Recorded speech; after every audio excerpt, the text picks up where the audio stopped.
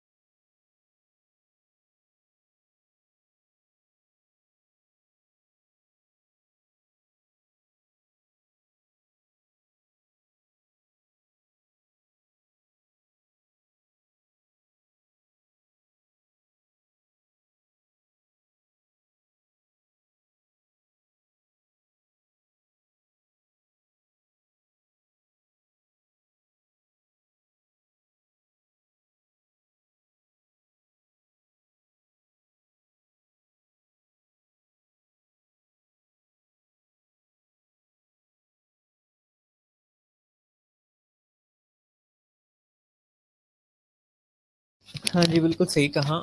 Abuse का मतलब होता है कहीं अथॉरिटी को मिसयूज़ करना। ठीक है, अब्यूज़ किसी भी चीज़ का मिसयूज़ करना इज़ अब्यूज़। एंड वायलेंस जो है that can B physical violence, that can B sexual violence, that can B psychological या मेंटल वायलेंस। ठीक है, जैसे मेंटल टॉर्चर या फिर साइकेट्रिक टॉर्चर या साइकोलॉजिकल टॉर्चर भी कहा जाता है। ठीक है, तो अब हम जो है ना अब्यूज़ और वायलेंस के बारे में थोड़ा सा यहाँ पे पढ़ेंगे। ये चैप्टर भी सिलेबस में वैसे नहीं है, but still we are going to go through this chapter, क्योंकि जो है हमारा एग्ज़ाम उसमें उसमें इसमें से भी पास्ट पेपर्स में कुछ चीज़ें आई हैं, तो ये चैप्टर भी मैं आपको गो थ्रू करवा दूंगा। राइट जी।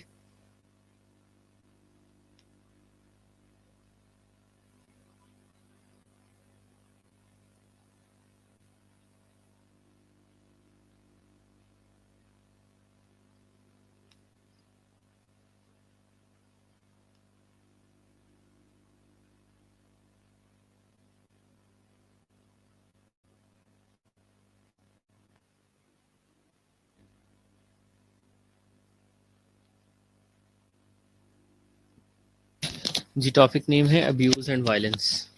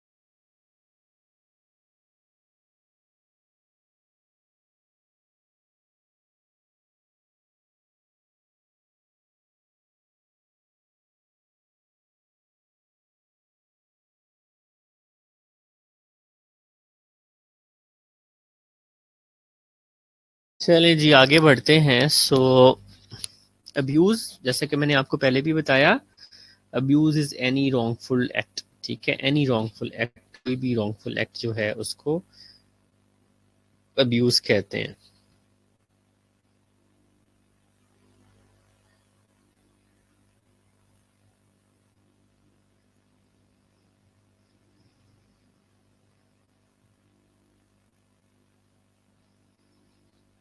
जी अब आवाज आ रही है?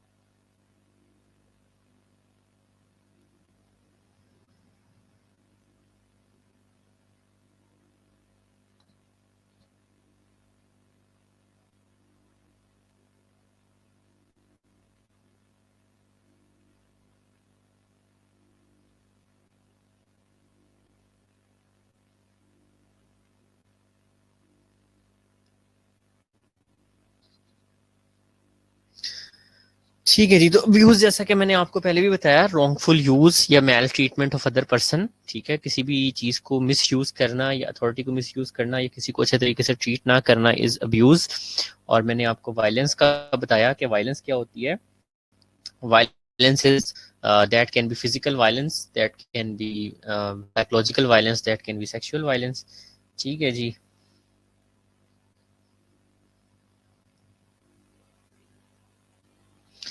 ठीक है जी। सो परपिट्रेटर या फिर वो बंदा जो अब्यूज करता है या वायलेंस करता है, वो मोस्टली जिस बंदे पे वायलेंस की जाती है उसको वो जानता होता है। ठीक है, उसको वो जानता होता है। राइट जी, सही है जी। सो वो उसको ना मोस्टली जानता होता है। और victim across life span, mostly जिन लोगों पे वायलेंस की जाती है या जिन लोगों को अब्यूज का सामना करना पड़ता है, date can be a spouse, husband या वाइफ। मोस्टली जो है फीमेल्स के ऊपर वायलेंस ज़्यादा की जाती है। पार्टनर्स हो सकते हैं, फ्रेंड्स हो सकते हैं, चिल्ड्रन हो सकते हैं, बच्चों पे वायलेंस होती है, या फिर बड़े बूढ़े लोग जो होते हैं उनके लिए भी वायलेंस होती है। Evidence of physical injuries requiring medical attention, तो मोस्टली जो फिजिकल इंजरीज होती हैं वो वायलेंस के फौरन बाद हमें नज़र आ जाती हैं। अगर फिजिकल वायलेंस की गई है तो उनका ट्रीटमेंट जो है वो that is easy. But psychological injuries with broad range of responses, एक तो वो फौरन डेवलप नहीं होती हैं, आहिस्ता आहिस्ता डेवलप होती हैं, और उसकी वजह से बहुत सारी मेंटल इलनेस जो है वो भी डेवलप हो जाती हैं।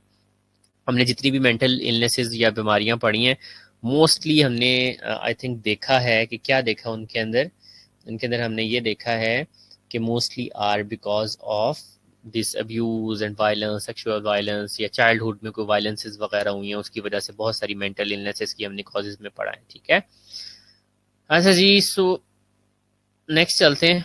नेक्स्ट स्लाइड में हमारे पास जनाब क्या है, let me see. So here we are. So characteristics of violent families के, वायलेंट फैमिलीज के आपको क्या करेक्टरिस्टिक्स नजर आएंगे कि जिन फैमिलीज के अंदर वायलेंसेस की जा रही हैं या वायलेंट वायलेंट है उनके अंदर कोई स्पाउस बैटरिंग होगी, स्पाउस को मारना वगैरह नॉर्मल समझा जाएगा। बच्चों को निगलेक्ट किया जा सकता है, अपने स्पाउस को या पार्टनर को निगलेक्ट किया जा सकता है। फिजिकल, इमोशनल या sexual abuse of children, elder abuse हो सकती है, मैरिटल रेप्स हो सकते हैं, like there is no consent, marriage है but still that can be considered as rape. Common characteristics regardless of type of abuse जो हैं वो इस उसमें दिए गए हैं बॉक्स के अंदर। प्लीज इसको लिख लीजिएगा, दिस बॉक्स इज इम्पॉर्टेंट। कुछ इंपॉर्टेंट जो है हमारे सामने, सोशल आइसोलेटेड होती हैं फैमिलीज, अब्यूज ऑफ पावर की जाती है, कंट्रोल करने की कोशिश की जाती है लोगों को, ड्रग अब्यूज करता होता है उनमें से, या अल्कोहल अब्यूज होती है, इंटरजनरेशनल ट्रांसमिशन प्रोसेस होता है। इंटरजनरेशनल ट्रांसमिशन प्रोसेस का मतलब है कि अगर पेरेंट्स वायलेंट थे, पेरेंट्स अब्यूज करते थे, सो उनके बच्चे भी उसी तरह के मोस्टली चांसेस आर के उनके उनके जो नेक्स्ट जनरेशन आ रही हैं वो भी उसी तरह की होंगी, क्योंकि वो ये चीज़ें रोल मॉडलिंग से ऊपर से सीखते हुए आते हैं। ठीक है, cultural consideration, domestic violence spanning families of all ages from all ethnic groups, race, religion, socio-economic, sexual orientation, background. तो जो डोमेस्टिक वायलेंस है ये हर जगह पे होती है जी, चाहे आप वेस्ट में चले जाएं, चाहे आप ईस्ट में चले जाएं, चाहे आप अरबिक कंट्रीज में चले जाएं, पाकिस्तान है, मतलब यूएसए वगैरह, हर जगह पे ये जो है ये डोमेस्टिक वायलेंस और वायलेंस के इंसिडेंट्स पाए जाते हैं. Battered immigrants women at particular risk. तो मोस्टली जो इमिग्रेंट वुमेन्स होती हैं वो ज़्यादा रिस्क पे होती हैं ये सेक्सुअल वायलेंस के लिए या फिर डोमेस्टिक वायलेंस के लिए. Legal, social, economic and language barriers पाए जाते हैं इन फीमेल्स के अंदर, जो कि किसी एक दूर दराज इलाके से शिफ्ट होके आती हैं किसी एक इलाके के अंदर, तो वहाँ पे आके उनको बहुत प्रॉब्लम्स जो है ना वो फेस करनी पड़ती हैं. हाँ जी, सो सबसे पहली जो इम्पोर्टेंट वायलेंस जो कि बहुत ज़्यादा कॉमन है हमारी सोसाइटीज़ के अंदर, इवन वेस्टर्न सोसाइटीज़ के अंदर भी, वो है जी इंटीमेट वायलेंस के, जिस एक कपल जो है एक दूसरे के साथ रहता है, हस्बैंड वाइफ हैं, उनके दरमियान वायलेंस का आंसर बहुत ज़्यादा पाया जाता है क्योंकि they are in a very close contact with each other. So mistreatment और misuse of one person by another. Immigrant क्या होता है? इमिग्रेंट होता है जो कहीं दूसरी जगह से हिजरत करके आया होता है. हाँ, ये किसी दूसरी कंट्री के अंदर या किसी दूसरे प्रोविंस के अंदर शादी वगैरह करके लोग जाते हैं, उनको कहते हैं. मिसट्रीटमेंट और misuse of one person by another is context of emotionally intimate relationship. So intimate relationship में क्योंकि क्लोज कॉन्टेक्ट होता है तो उसके अंदर ये चीज़ें बहुत पाई जाती हैं, वायलेंस वगैरह. इमोशनल और साइकोलॉजिकल में, इमोशनल और ये फिजिकल वायलेंस भी हो सकती है, मारना वगैरह भी. इमोशनल साइकोलॉजिकल वायलेंस के अंदर नेम कॉलिंग, बुरे नामों से बुलाना, बेलिटलिंग, बेइज्जती करना, स्क्रीमिंग, ऊंची आवाज़ों में बात करना, चलाना, येलिंग, डिस्ट्रॉइंग प्रॉपर्टी, उनकी किसी जो चीज़ें हैं उनको तबाह करने की कोशिश करना, उनको धमकियां देना, थ्रेटनिंग, रिफ्यूजिंग टू स्पीक और इग्नोरिंग विक्टिम, या फिर वो जो विक्टिम है जिसके ऊपर अब्यूज़ की जा रही है उसको, उससे बात ना करना और उससे जो है ना इग्नोर करना. ये सारी चीज़ें जो है ना साइकोलॉजिकली वायलेंस के अंदर आ जाती हैं. नेक्स्ट जना फिजिकल वायलेंस है जिसमें शॉविंग है, धक्के देना, पुशिंग है, और बैटरिंग है, मारना, चोकिंग है, गला वगैरह दबा देना किसी का. तो ये सारी चीज़ें फिजिकल वायलेंस. इसके अलावा सेक्सुअल वायलेंस है, assault during sexual relation, rape आ जाता है उसमें. मोस्टली जो है ना होता ही है कि ये तीनों तरह की वायलेंस जो है ना पाई जाती हैं रिलेशंस के अंदर कॉमन. विक्टिम्स प्राइमरी वुमेन होती हैं, ठीक है, और देखा गया है, रिसर्च बताती है कि प्रेगनेंसी के दौरान वायलेंस का रेट बढ़ जाता है. अच्छा जी, इंटीमेट सेम सेक्सुअल रिलेशंस के अंदर, होमोसेक्सुअल्स के अंदर भी जो है अगर वो पार्टनर्स हैं तो उनके अंदर भी ये इंटीमेट वायलेंस जो है ना पार्टनर पाई जाती है. मोस्टली जो वायलेंस करने वाला बंदा होता है वो हस्बैंड होता है, और जिस पे वायलेंस की जा रही होती है वो मोस्टली वाइफ होती है.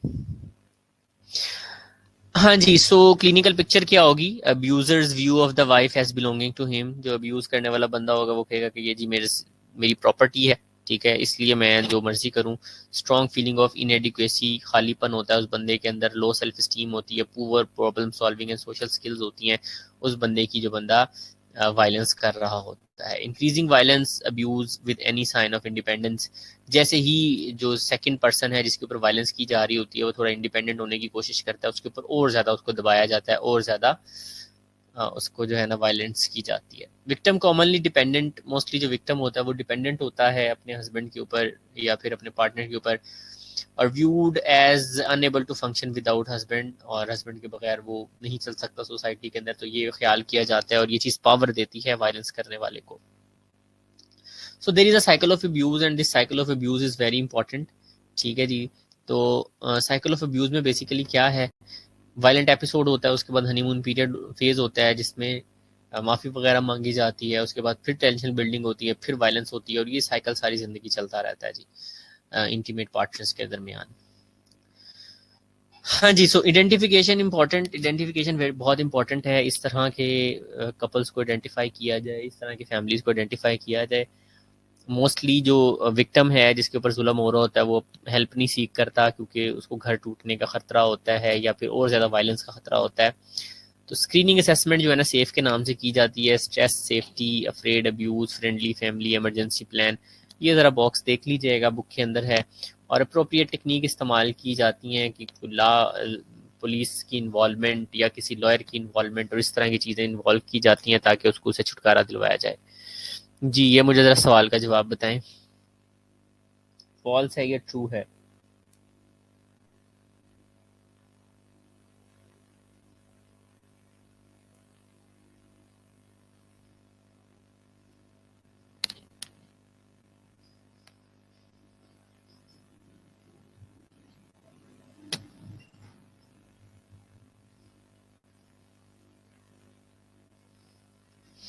जी ये ट्रू है या फॉल्स है जी?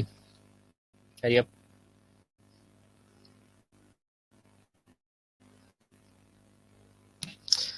जी नहीं, ये फॉल्स है। वायलेंस के बाद हनीमून फेज आता है और उसके बाद फिर टेंशन बिल्डिंग होती है और फिर वायलेंस आती है, ये देख सकते हैं आप। फॉल्स है जी।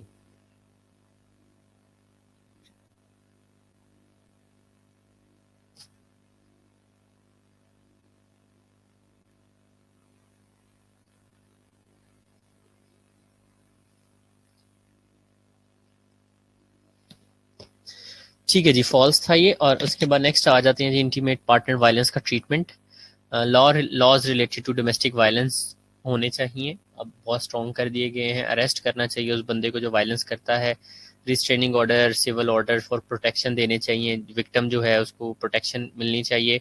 शेल्टर्स में मूव किया जा सकता है जैसे दारुल अमान और इस तरह की जगह हैं। इंडिविजुअल साइकोथेरेपी काउंसलिंग उस बंदे की जो वायलेंस करता है और जिस बंदे पे होती है, दोनों की ज़रूरी है। Group therapy, support and self help group होने चाहिए। Treatment of anxiety and depression बड़ा ज़रूरी होता है विक्टिम का। दूसरी मोस्ट कॉमन अब्यूज़ थी वो थी डोमेस्टिक अब्यूज़, और उसमें इंटीमेट पार्टनर अब्यूज़ सबसे ज़्यादा हमारे माशरे में पाई जाती है। दूसरे नंबर पर जो पाई जाती है उसका नाम है जी चाइल्ड अब्यूज़। बाज़ चाइल्ड अब्यूज़, माँ बाप का बच्चे को मारना, उसको साइकोलॉजिकली टॉर्चर करना, ये सारी चीज़ें आ जाती हैं। बाज़ माँ बाप जो हैं वो जान के नहीं अब्यूज़ कर रहे होते या जान के चाइल्ड को निगलेक्ट नहीं कर रहे होते, बल्कि उनको कुछ चीज़ों का आइडिया ही नहीं होता कि हमें पेरेंटिंग कैसे करनी है और बच्चों को कैसे लेके चलना है। और उनसे जो है ना वो समझ लें कि अनजाने अंदर जो है ना चाइल्ड अब्यूज़ है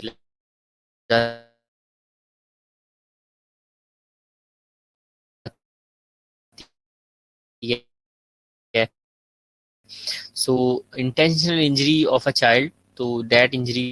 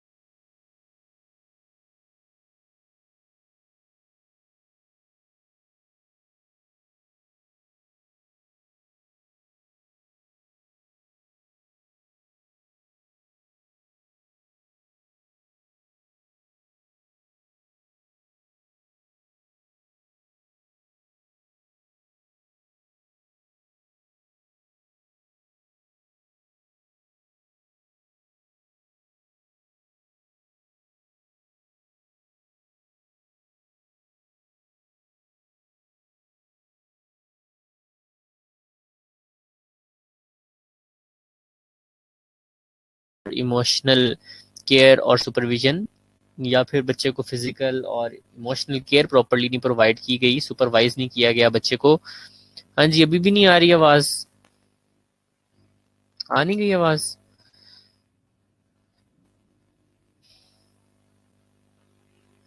अगली चीज जो है डेट इज अबेंडनमेंट, के चाइल्ड को अबेंडन कर देना, उसे छोड़ देना उसके हाल पे, जबकि चाइल्ड को जो है ना वो पेरेंट्स की ज़रूरत है।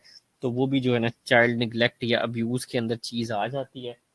एंड नेक्स्ट वी हैव, हाँ जी, so and next we have sexual assault और इंस्ट्रूजन बच्चे के साथ सेक्सुअल असॉल्ट या इंट्रूजन करना, ओवर्ट टॉर्चर और मेमिंग, बच्चे को जो है ऐसा करना कि उसको बहुत सीवियर किस्म की इंजरीज आ जाएं, ऐसा इस तरह से मारना, तो ये सारी चीज़ें चाइल्ड अब्यूज़ में आ जाती हैं जी। तो क्लिनिकल पिक्चर ऑफ पेरेंट्स कैसे होंगे? पेरेंट्स जो कि चाइल्ड अब्यूज़ करते हैं उनमें मिनिमल नॉलेज ऑफ पेरेंटिंग होगा, ठीक है, उनको नहीं पता होगा बच्चों को पालना कैसे है, कैसे उनका ख्याल रखना है। इमोशनली मेच्योर होंगे पेरेंट्स, नीडी होंगे, incapable of meeting on needs, खुद भी अपनी ज़रूरियत का ख्याल नहीं रख सकेंगे तो बच्चों की क्या रखेंगे वो। व्यू चाइल्ड एज प्रॉपर्टी, बच्चे को अपनी प्रॉपर्टी समझेंगे कि भाई ये तो मेरे ऊपर डिपेंडेंट है, मैं जो मर्जी करूं इसके साथ। Cycle of family violence, adult raising children in same way they were raised, तो जिस तरह से बच्चों को रेस किया जाता है वो अपने पेरेंट्स से सीखते हैं और उसी तरह से अपने बच्चों को रेस करने की कोशिश करते हैं, तो वो भी वायलेंट पेरेंट्स बन जाते हैं। Adults as victim of abuse frequently abuse their own children, तो वो अपने बच्चों को भी अब्यूज करते हैं जिनको उनके पेरेंट्स ने अब्यूज किया होता है जी। सो आइडेंटिफिकेशन इज इंपॉर्टेंट। अब कैसे आइडेंटिफाई करना है चाइल्ड अब्यूजर को या फिर अब्यूज चाइल्ड को, तो ये इस बॉक्स में दिया गया है। Again this is important, please आप लोग देख लीजिएगा। रिपोर्ट सस्पेक्टेड चाइल्ड, जहां पे लगे चाइल्ड के साथ अब्यूज हो रही है उसको रिपोर्ट करना चाहिए ताकि एजेंट जो मुतलका एजेंसीज हैं वो उसको होल्ड करें और उस बच्चे की अच्छी परवरिश की जाए। ट्रीटमेंट इंटरवेंशन में चाइल्ड सेफ्टी वेलबींग प्रायोरिटी होनी चाहिए और psychiatric evaluation, possible long term therapy, play therapy की जाती है। पेरेंट्स की भी थेरेपी की जाती है और बच्चों की भी जिनके साथ अब्यूज होती है उनकी भी थेरेपी की जाती है। फैमिली थेरेपी रीयूनाइटिंग फिजिबल, अगर फैमिली जो है ना इकट्ठा बच्चा उनके साथ रहना चाहे तो फिर उन फैमिली की थेरेपी करनी चाहिए। साइकेट्रिक और सब्सटेंस अब्यूज फॉर पेरेंट्स, उनकी एवेल्युएशन करनी है और उनको सब्सटेंस अब्यूज छुड़वाना है। फोस्टर केयर शॉर्ट और लॉन्ग टर्म उनको ज़रूरत होती है केयर की।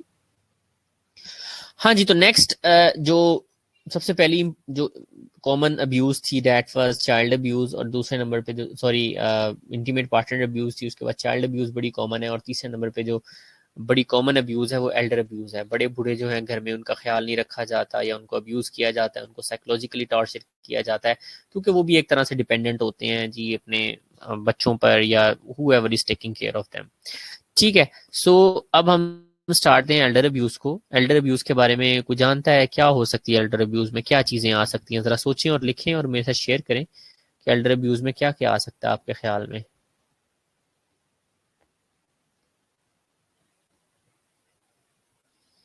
जी क्लास। हाँ जी बिल्कुल। जी, तो मैंने आपसे पूछा है एल्डर अब्यूज में क्या क्या अब्यूज हो सकता है, बड़े बूढ़ों के साथ क्या अब्यूज हो सकता है।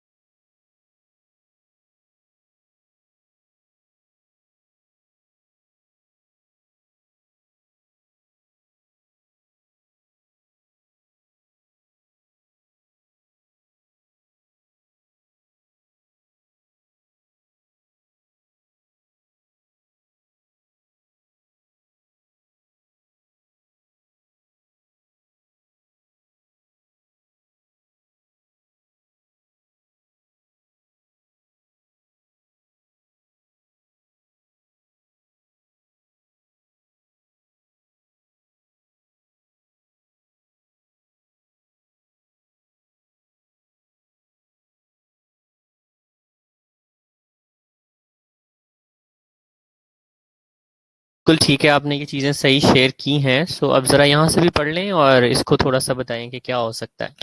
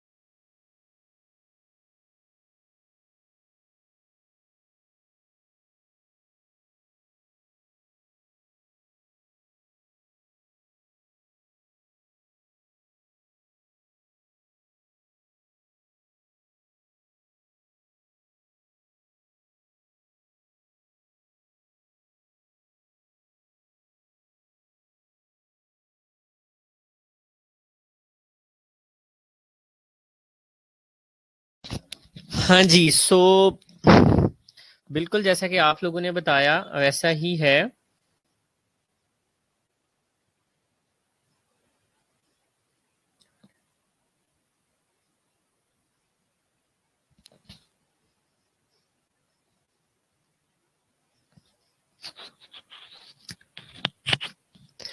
हाँ जी, तो जैसा कि मैंने आपको बताया कि माल ट्रीटमेंट ऑफ ओल्डर एडल्ट्स, इसमें फिजिकल अब्यूज़ भी आ जाती है, सेक्सुअल, साइकोलॉजिकल अब्यूज़, उनको नेग्लेक्ट करना, प्रॉपर्ली ख्याल ना करना, फाइनेंशियल एक्सप्लॉयटेशन, उनको पैसा ना देना या उनके पैसे पे कब्जा करना, denial of adequate medical treatment, कि उनको मेडिकल ट्रीटमेंट की ज़रूरत है लेकिन उनको मेडिकल ट्रीटमेंट ना प्रोवाइड करना और आपकी रिस्पॉन्सिबिलिटी हो, तो इसको हम एल्डर अब्यूज़ कहेंगे।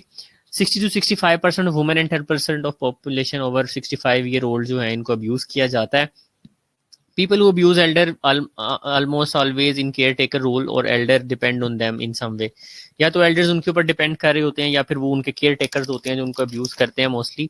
elders often reluctant to report abuse due to fear of alternative। तो मोस्टली जो elders होते हैं वो उस जो अब्यूज उनके साथ हो रही होती है उसको रिपोर्ट नहीं करते हैं, क्योंकि उनको ये डर होता है कि हमें घर से निकाल के किसी नर्सिंग होम वगैरह में डाल दिया जाएगा।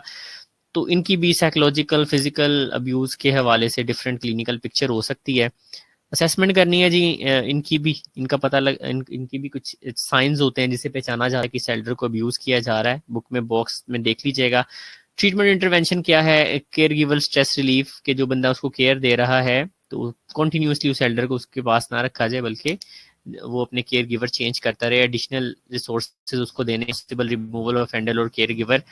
तो या तो अगर किसी एक बच्चे के पास रहता है जो उसे अब्यूज कर रहा है तो वो किसी और के पास चला जाए। तो ये चीजें जो है ना की जाती हैं। ठीक है, चलें जी अटेंडेंस लगाएं जरा। जी क्लास लगाएं जी अटेंडेंस। फरहीन अटेंडेंस लगा लें इनकी। तो अभी अजान होने वाली है, फिर छोटी सी ब्रेक करेंगे, उसके बाद फिर आके हम जो है ना ये रेप और सेक्सुअल अब्यूज़ के हवाले से बात करते हैं। तो ये अगला मोस्ट इम्पॉर्टेंट अब्यूज़ है जो कि हमारी सोसाइटी के अंदर पाया जाता है, इसको हम देखते हैं। जी अटेंडेंस लगा लें अभी, क्योंकि अजान भी होने वाली है। तो मैं इसका जस्ट इंट्रोडक्शन दूंगा, अजान नमाज के बाद इंशाल्लाह ताला फिर हम इसको फर्दर आगे लेके चलेंगे जी।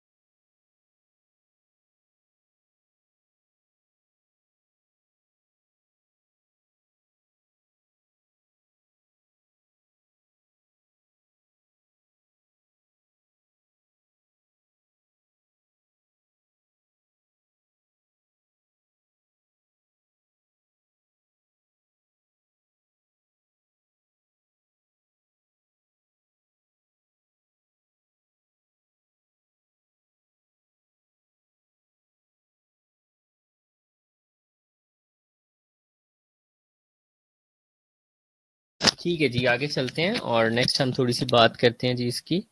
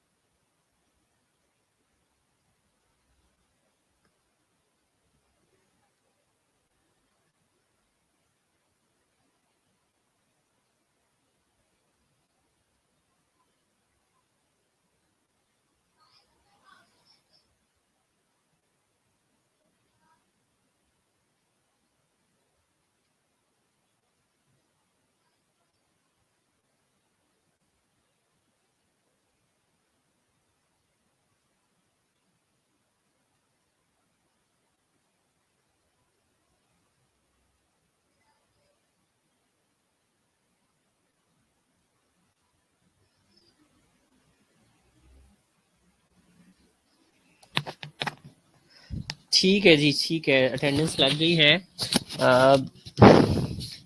रेप एंड सेक्सुअल वायलेंस की तरफ आ जाते हैं। तो हमने शायद सेक्सुअल वायलेंस हमने फर्स्ट ईयर में भी थोड़ी सी डिस्कस किया है, तो मैं इसको बड़ा आप कह सकते हैं कि थोरोली आप लोगों को बताऊंगा। बाकी आप लोग जो है ना बुक से प्लीज जरा देख लीजिएगा, राइट।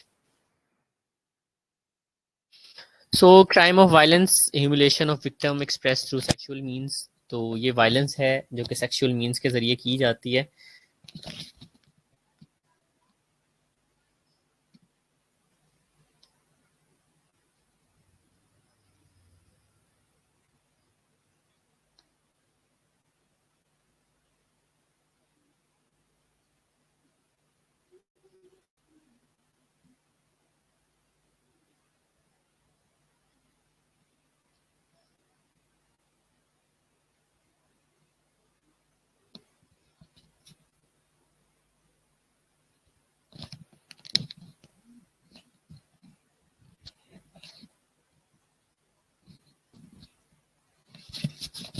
ठीक है जी।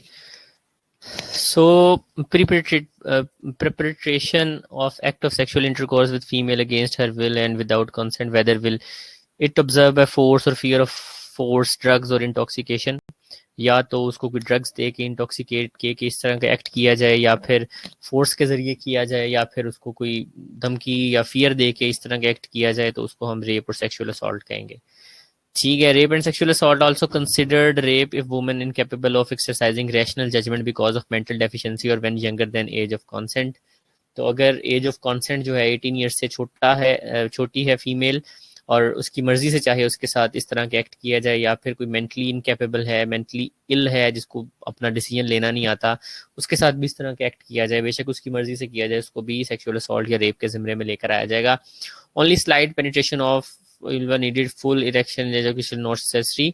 सो ओनली स्लाइड पेनिट्रेशन से भी इसको रेप कंसिडर किया जाएगा। रेप एंड सेक्सुअल असॉल्ट में जो है ना मोस्टली बहुत कम होता है कि स्ट्रेंजर्स की तरफ से हो। 26% रेप स्ट्रेंजर्स की तरफ से होते हैं। मोस्टली जो रेपिस्ट होता है या सेक्सुअल असॉल्टर होता है वो जानता होता है दूसरे बंदे को पहले। एक्वेंटेंसेस का मतलब होता है जानने वाले लोग। मैरिड पीपल में भी मैरिटल रेप जैसे मैंने आपको बताया था, और सेम सेक्स के लोगों के अंदर भी रेप हो जाता है। नेक्स्ट डेट रेप है। डेट रेप जो है एक्वेंटेंसेस रेप कहा जाता है, मतलब जानने पहचानते हुए जो है ना वो रेप जो है ना अंजाम दिया जाता है। हाईली अंडर रिपोर्टेड क्राइम, बहुत ज़्यादा अंडर रिपोर्टेड है क्योंकि इसको एज अ स्टिग्मा लिया जाता है सोसाइटी के अंदर। मोस्ट कॉमनली occurring इन वुमेन नेबरहुड, ऑफन इनसाइड और नियर होम्स। ये प्लेसेस हैं जहाँ पर ये सेक्सुअल असॉल्ट जो है ना टेक प्लेस होती है। मोस्ट रेप्स प्री मेडिटेटेड, मतलब उनको प्लान किया जाता है। Male rape significantly under reported. तो मेल के साथ जो रेप्स होते हैं वो बहुत ज़्यादा अंडर रिपोर्टेड होते हैं, फीमेल्स वाले तो फिर भी रिपोर्ट हो जाते हैं। अल्कोहल फ्रीक्वेंटली इन्वॉल्व, 34% केसेस के अंदर जो है ना वो जो भी रेप करता है उसने कोई अल्कोहल ली होती है या फिर अल्कोहल जो है वो इन्वॉल्व होती है वहाँ पे। ठीक है जी, 4 कैटेगरीज हैं, और पहले जो है पावर असर्टिव है, दूसरा पावर रीअश्योरेंस और अपॉर्चुनिटी है, तीसरा एंगर रिटेलिएशन है, एंगर एक्साइटमेंट और सैडिस्टिक है। ठीक है, तो ये आई थिंक फर्स्ट ईयर में मैंने थोड़ी सी डिस्कस की हुई है। पावर असर्टिव में उस बंदे के पास पावर होती है, पावर रीअश्योरेंस और अपॉर्चुनिटी में वो अपॉर्चुनिटी क्रिएट करता है अपने लिए, और एंगर रिटेलिएशन में को बदला लेने के लिए किया जाता है। एंगर एक्साइटमेंट में मतलब वो जो बंदा है वो पर्सनली या मेंटली ठीक नहीं होता, तो वो एंगर एक्साइटमेंट जो है ना उसमें आ जाता है। Feminist theory, women holistic historically object of aggression, mostly गुस्सा जो है ना वो सदियों से निकाला जाता रहा है, इसलिए इस चीज को जो है ना वो कंसिडर किया जाता है इस थ्योरी को। सीवियर फिजिकल साइकोलॉजिकल ट्रॉमा जो है ना इसकी वजह से होता है, फिजिकल ट्रॉमा भी बहुत सीवियर हो सकते हैं, और दूसरा साइकोलॉजिकली बहुत ज़्यादा डिस्ट्रॉय हो जाता है जिसके साथ ये एक्ट होता है। मेडिकल प्रॉब्लम, साइकेट्रिक प्रॉब्लम्स आने लग जाते हैं उस बंदे के अंदर। हाँ जी, तो सीवियर फिजिकल साइकोलॉजिकल ट्रॉमा जो है, साइकोलॉजिकल प्रॉब्लम्स के अंदर fear, helplessness, shock, disbelief, guilt, humiliation, embarrassment, ये चीज़ें आ जाती हैं। उस बंदे के अंदर पीटीएसडी डेवलप हो जाता है, अवॉइडेंस ऑफ द प्लेसेस और circumstances of rape, loss of previously pleasurable activities, life में इंटरेस्ट खत्म हो जाता है, प्लेयरेबल एक्टिविटीज में इंटरेस्ट खत्म हो जाता है, depression, anxiety, post traumatic stress disorder, sexual dysfunction, insomnia, impaired memory, suicidal thoughts are common in victims के अंदर जो है ना बहुत कॉमन होती हैं। मिथ्स और मिसअंडरस्टैंडिंग्स हैं रिगार्डिंग सेक्सुअल असॉल्ट, तो वो आप प्लीज इस बॉक्स में देखिएगा। और ये मिसअंडरस्टैंडिंग और मिथ्स जो है ना these are important in from examination point of view. Assessment के अंदर फिजिकल एग्जाम किया जाता है, और मैंने बड़ी डिटेल में फर्स्ट ईयर में पढ़ाया था आप लोगों को। प्रिजर्वेशन ऑफ एविडेंस, जो भी चीज़ें होती हैं उनको प्रिजर्व करके रखा जाता है ताकि उस बंदे को सजा दी जा सके। डिस्क्रिप्शन ऑफ व्हाट हैपेंड, तो उस बंदे से नरेशन ली जाती है जिसके साथ असॉल्ट होती है। ट्रीटमेंट इंटरवेंशन में इमीडिएट सपोर्ट चाहिए पेशेंट को, और एजुकेशन देनी है। प्रोफाइलेक्टिक ट्रीटमेंट ऑफ एसटीआईज और pregnancy, therapy to restore victim sense of control, ये सारी चीज़ें बड़ी डिटेल में डिस्कस कर चुका हूँ मैं पहले, तो इनको एक दफ़ा रीडिंग देंगे आपको रिवैम्प हो जाएंगी सारी चीज़ें। ठीक है, नेक्स्ट जो वायलेंस आती है उसको हम कहते हैं कम्युनिटी वायलेंस। तो ये जो कम्युनिटी वायलेंस है ये हम नमाज ब्रेक के बाद पढ़ते हैं। प्लीज़ नमाज पढ़ें और उसके बाद जो है ना हम इसको फर्दर आगे लेके चलते हैं। सो 10 मिनट्स की मैं आप लोगों को नमाज ब्रेक देता हूँ, बल्कि ऐसा करें, हाँ 10 मिनट्स की नमाज ब्रेक लें आप लोग,